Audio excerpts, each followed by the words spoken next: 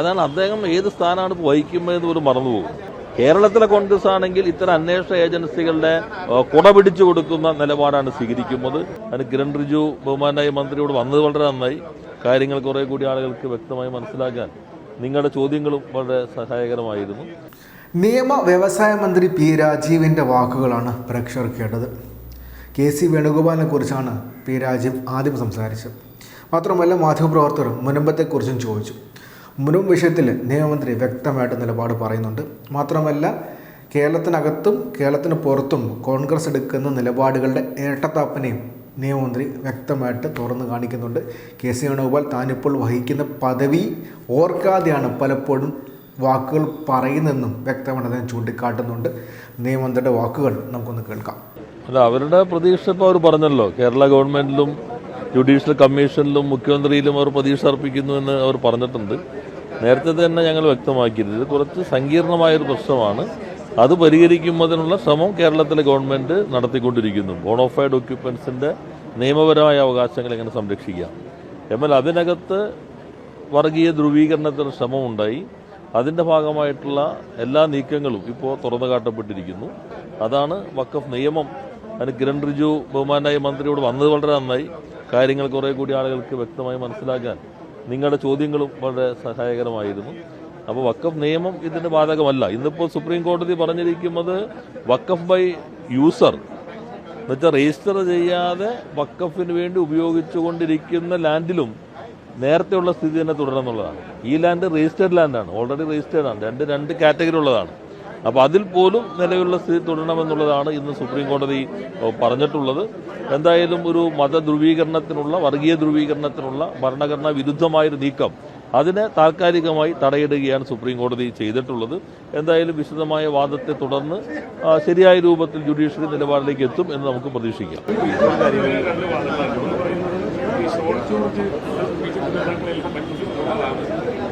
നമ്മൾ നോക്കുന്ന ഈ നിയമം അതിൽ നമ്മൾ കാണേണ്ടിയിരുന്നൊരു ഭാഗം. അപ്പോൾ ഇതിനെ അന്ധമായി പിന്തുണച്ചിരുന്ന ആളുകൾ അവർ പോലും യഥാർത്ഥത്തിൽ തെറ്റായ സമീപനമാണ് സ്വീകരിച്ചത്. വേണമെങ്കിൽ അവർക്ക് ആവശ്യപ്പെടാം ഇന്ന നിയമം അതിനകത്ത് ഇന്ന വ്യവസ്ഥ മാറേണ്ടതുണ്ടെന്നെല്ലാം പറയാം.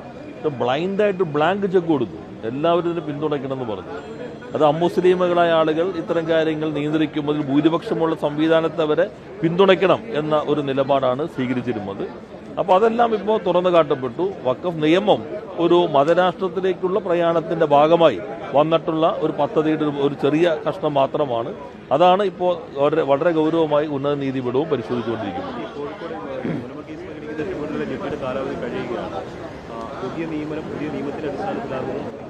അത് ഇപ്പോൾ ഒന്നും പറയാൻ പറ്റില്ല. കാരണം ഏപ്രിൽ 1 മുതൽ പുതിയ നിയമം വന്നു. ആ നിയമത്തിൽ ഇപ്പോൾ കോടതി പറഞ്ഞിരിക്കുന്ന പുതിയ സംവിധാനങ്ങൾ അതുവരെ രൂപീകരിക്കുക എന്നുള്ളതാണ്. നിലവിലുള്ള നിയമത്തിൽ നേരത്തെ അവർ വഖഫ് ട്രിബ്യൂണലിനകത്ത് മത പണ്ഡിതന്റെ ആ സാന്നിധ്യം ഒഴിവാക്കിക്കൊണ്ടാണ് ആദ്യം കരട് ബില്ല് വന്നെങ്കിലും നിയമം പാസ്സാക്കിയപ്പോൾ ആ ഘടന മാറിയിട്ടുണ്ട്. പക്ഷേ റിട്ടയർ ചെയ്ത ജില്ലാ ജഡ്ജിക്കും വഖഫ് ട്രിബ്യൂണൽ വരാമെന്നുള്ളതാണ് പുതിയ നിയമത്തിലൊരു വ്യവസ്ഥ. Has been A district judge എന്നുള്ളതാണ്. അപ്പോൾ അതൊരു പ്രശ്നമാണ്. ഇനിയിപ്പോൾ ആ വഖഫ് ട്രിബ്യൂണൽ കേൾക്കുന്നത് ഏപ്രിൽ 1 മുതൽ പുതിയ നിയമമാണ്. സുപ്രീം കോടതി ഇപ്പോൾ സ്റ്റേ ചെയ്തിട്ടില്ല. സ്റ്റേ ചെയ്യാത്തടത്തോളം എങ്ങനെ കേൾക്കാൻ പറ്റും? ഏത് രൂപത്തിൽ കേൾക്കും? ഇങ്ങനെയുള്ള കുറെ സങ്കീർണ പ്രശ്നങ്ങൾ ഉണ്ടാക്കി മുനമ്പത്തെ കുറെ കൂടി സങ്കീർണതയിലേക്ക് തള്ളിവിടുകയാണ് ചെയ്തിട്ടുള്ളത്. പിന്നെ ഒരു കാര്യം കൂടി ഞാൻ വ്യക്തമാക്കാം. ഇപ്പോൾ വഖഫ് ട്രിബ്യൂണൽ ഫൈനലാണ് എന്ന് പറയുമ്പോൾ തന്നെ സിവിൽ റിവിഷൻ പെറ്റീഷൻ അതിന് സാധ്യതയുണ്ട്. നിരവധി CRP കേരള ഹൈക്കോടതി തന്നെയുണ്ട്, സുപ്രീം കോടതിയിൽ നിലനിൽക്കുന്നുണ്ട്. അപ്പോൾ അത് ആ ഫൈനലാണ് എന്ന് പറയുമ്പോൾ തന്നെ റിവിഷൻ പെറ്റീഷനുള്ള എല്ലാ സാധ്യതയുണ്ടായിരുന്നു. അല്ല, അതിപ്പോൾ നമുക്കിപ്പോൾ ഒരു ഇത് പറയാൻ കഴിയില്ല. എങ്ങനെയാണെന്നുള്ളത് എല്ലാ വശവും നോക്കേണ്ടി വരും. സുപ്രീം കോടതി എന്തായാലും മെയ് 5-ന് വാദം കേൾക്കുകയാണല്ലോ ചെയ്യുന്നത്. അതിന് ശേഷം മാത്രമാണ് ഏത് സ്വഭാവത്തിലായിരിക്കും. ഇനിയിപ്പോൾ പുതിയതായിട്ടൊന്നും ചെയ്യാൻ പാടില്ല എന്നാണ് തലസ്ഥിതി തുടരുകയുള്ളതാണ്. പക്ഷെ അവർക്കൊരു പ്രശ്നം വരും. ട്രിബ്യൂണൽ ഏത് നിയമത്തെ അടിസ്ഥാനത്തിൽപ്പെടുത്തി കേൾക്കും, അതൊരു പ്രശ്നമായിരിക്കും.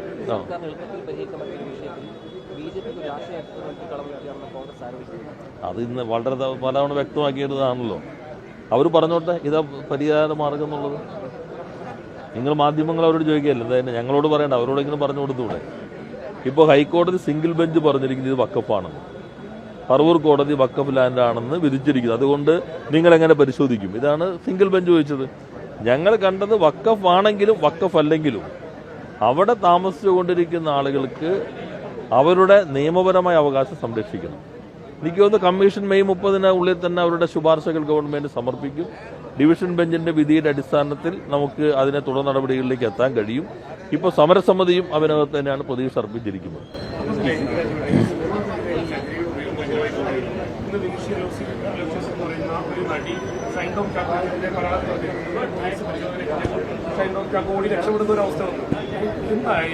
അല്ല, എല്ലാ മേഖലയിലും കർക്കശമായിട്ടുള്ള പരിശോധനയും സംവിധാനവും എൻഫോഴ്സ്മെന്റ് ഗവൺമെന്റ് ശക്തിപ്പെടുത്തിയിട്ടുണ്ട്. അത് സിനിമാ മേഖലയാകാം, ക്യാമ്പസുകളാകാം, മറ്റു മേഖലകളാകാം, എല്ലാ രംഗത്തും ഇത്തരത്തിലുള്ള പ്രവണതകൾ വർദ്ധിച്ചു വരുന്നു. അതിനെതിരെ ഒരു വശത്ത് എൻഫോഴ്സ്മെന്റ് ശക്തിപ്പെടുത്തുക, മറുവശത്ത് എല്ലാവരും ചേർന്നുള്ള ബോധവൽക്കരണം ശക്തിപ്പെടുത്തുക. അതിലിപ്പോൾ മാധ്യമങ്ങൾ അവരവരുടേതായ ക്യാമ്പയിൻ നടത്തുന്നുണ്ട്. മുഖ്യമന്ത്രി രാഷ്ട്രീയ പാർട്ടികളുടെയും അതുപോലെ സാമുദായിക സംഘടനകളുടെയും യോഗം ചേർന്നിരുന്നു. എല്ലാവരും ചേർന്നുള്ള വലിയൊരു യുദ്ധം തന്നെ ലഹരിക്കെതിരെ കേരളത്തിൽ നടത്തുന്നുണ്ട്. അതിൽ എല്ലാവരും സഹകരിക്കുകയാണ് ഈ ഘട്ടത്തിൽ വേണ്ടത്. ഇഡിയുടെ നടപടിയുമായി ബന്ധപ്പെട്ട് കെ.സി. വേണുഗോപാൽ പറഞ്ഞിട്ടുള്ളത് കോൺഗ്രസ് നേതാക്കൾക്കുള്ളത് രാഷ്ട്രീയ പ്രേരിതമാണ്. എന്നാൽ കേരളത്തിലേക്ക് വരുമ്പോൾ എല്ലാം രാഷ്ട്രീയ പ്രേരിതമാണെന്ന് പറയാനാവില്ല എന്നാണ് പറഞ്ഞത്. അതാണ് അദ്ദേഹം ഏത് സ്ഥാനമാണ് വഹിക്കുന്നതെന്ന് പോലും മറന്നുപോകും. ഇന്ത്യയിലെ കോൺഗ്രസിനെയാണല്ലോ അദ്ദേഹം പ്രതിനിധാനം ചെയ്യുന്നത്. പക്ഷെ കോൺഗ്രസിന്റെ ഒരു പൊതു സമീപനം തന്നെയാണ്. അപ്പോൾ അരവിന്ദ് കെജ്രിവാളിനെ ഇ.ഡി അന്വേഷണത്തിലേക്ക് നയിച്ചതിന്റെ തുടക്കം കോൺഗ്രസ് നൽകിയ പരാതിയാണ്.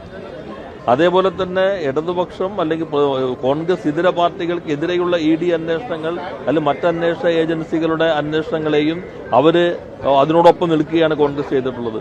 കേരളത്തിലെ കോൺഗ്രസ് ആണെങ്കിൽ ഇത്തരം അന്വേഷണ ഏജൻസികളുടെ കുട പിടിച്ചു കൊടുക്കുന്ന നിലപാടാണ് സ്വീകരിക്കുന്നത്.